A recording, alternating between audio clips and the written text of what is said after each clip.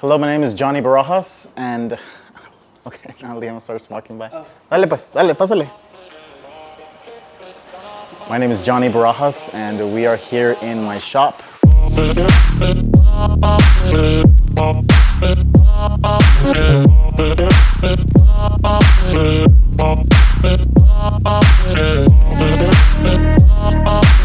I specialize in working on BRZs, 86s, FRSs, and even the new GR86 that just came out.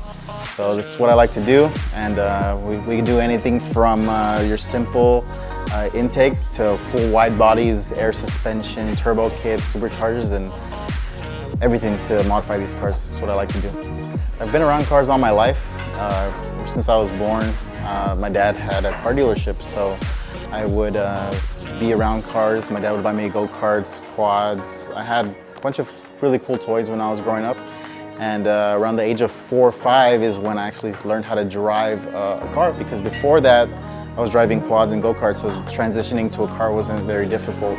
Around the age of 5, 6 is probably when I learned how to drive stick shift, and just ever since then I've had a passion for motorized vehicles, so getting into cars was just the very next step, you know. And then when I got older after high school, I did a couple different odd jobs here and there. I became a welder, I was a plumber. But I always wanted to come back to cars, so I moved back into town with my parents, helped my dad at the car dealership, and I was in charge of getting a car and restoring it, get ready for sale. So if the car needed paint, if the car needed to be replaced, certain parts replaced, I would do all that. Pretty much get the car up to running spec and get it all looking nice so that it's ready for sale. Funny enough, my dad got one first before me. I think we switched roles at that moment because I was usually the sports car guy and my dad was just, normal vehicles. And I ended up getting an Acura TL Type S. It's a 4-door sedan, really fast, really fun. And my dad ended up getting one of these, which was a 2013 FRS at the time. And I actually sold the car for him, through the dealership. And then I was like, you know what, I'm gonna get one after I sell my TL. I also had an S2000 at the time. So sold both of them, used that money, picked up a 2014 Scion FRS. It only had 1,000 miles on it. And it looks like they had hit a dog or something in the front. It was in the back lot, abandoned. It didn't turn on because the dog had hit the airbox. So I got a good deal on it. I was like, you know what, I'll give you the 8, I'll take the car. And that was my first build. Customers started seeing my car and they're like, can you fix up my car like that too? So I started working on cars on the side, while I was working at the car dealership. And then it just kind of slowly started taking over. About 6 years ago is when I started modding people's cars as kind of like a side gig. And it was getting pretty big because I started doing so many wide body kits at the time. I started doing all kinds of stuff to where I wasn't doing much dealership stuff anymore. So kind of separated from my dad, rented the back of the dealership, started working on people's cars 6 years ago. I used to work in like a little tent where it's just made for one car, so it was really tight. I didn't have any AC, no insulation, so it was kind of hot during the summer. Had to have like a fan blowing.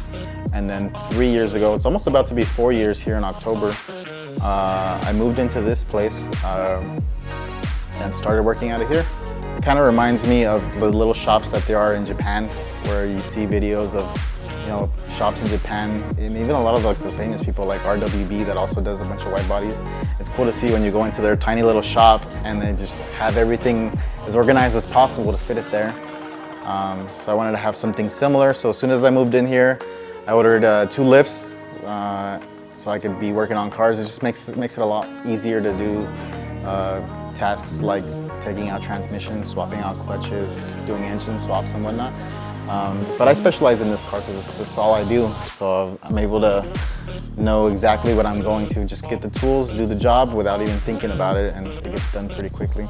Well, this is my 2018 BRZ TS. I bought this car in 2019 with the intention of just stealing the interior from it, just using it as a parts car for my 2014 Scion FRS, because that was my build at the time. That car, got it on the cover of a magazine, and it was really cool to just keep upgrading it. And in the magazine I had said the plan was to change it to a manual because it was an automatic at the time, and probably do something with more power. With this build, I decided to step it up a notch. So since this is a TS, they only made 500 of them, and only like 170 of them are in the pearl white.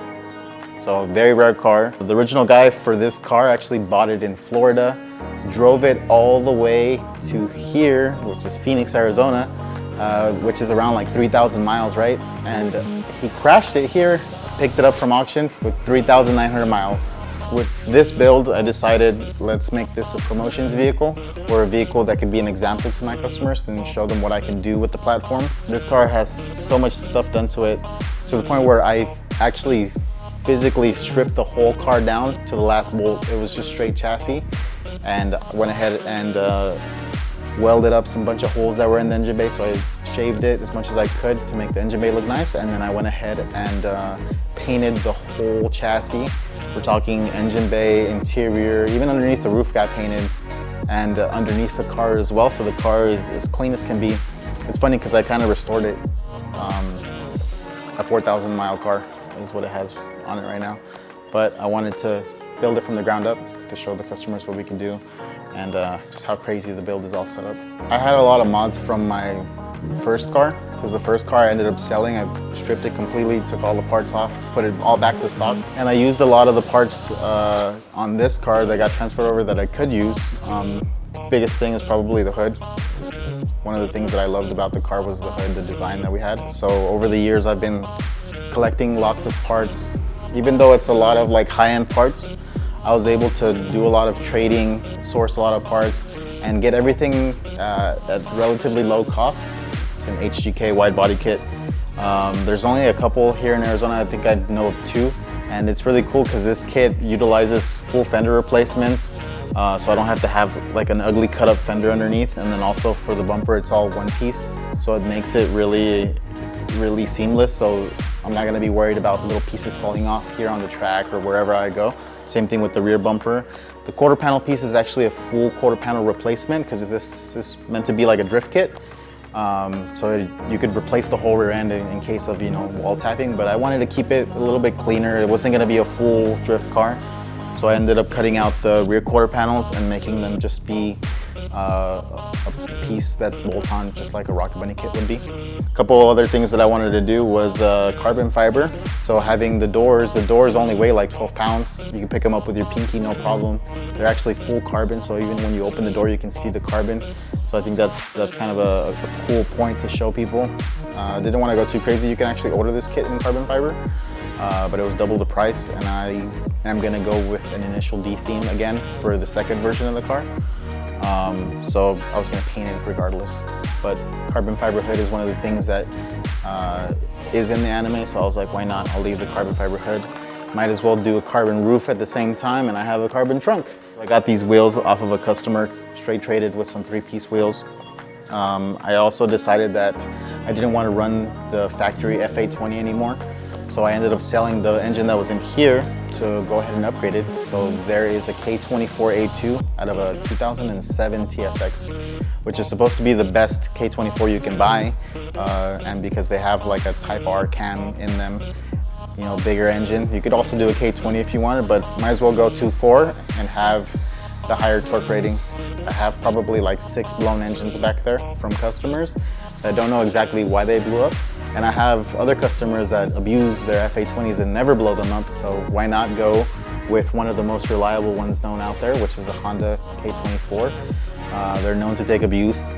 I plan on boosting it, which I already have the turbo kit and everything, and I already have the fabricator ready to go. Because this thing can make 500 wheel horsepower, no problem. I can abuse it, and if it blows up, it blows up. It's a $700 junkyard engine. If I buy another one, it'll probably be a JDM one, which will only be 1,300 bucks. With the K24 swap, there's actually a lot of benefits in terms of weight. The way it's divided in between the car, the engine actually sits half of it behind the strut towers, making it more of like a mid-engine car. Technically, it's a front mid-engine car. The car is on air suspension because most of my customers are on air suspension, so I was like, why not? We'll just do air suspension. I had a kit laying back there. Let's go ahead and install it. This car has an angle kit, If I had to describe what the car has, it's probably easier to just tell you that the wheel bearing is the only thing that's stock here in the front. Everything else has been modified in terms of suspension and obviously engine. I just enjoy working on these cars a lot, and it's fun for me. It helps pay the bills, it helps keep this shop running, and I'm really happy with it. You know, it's really tough to be in this position, so I'm really grateful to be able to be here where I'm at now, and I'm not really too crazy about making the shop any bigger, because that would mean hiring employees and having a whole different shop and moving somewhere bigger and just kind of scaling it up.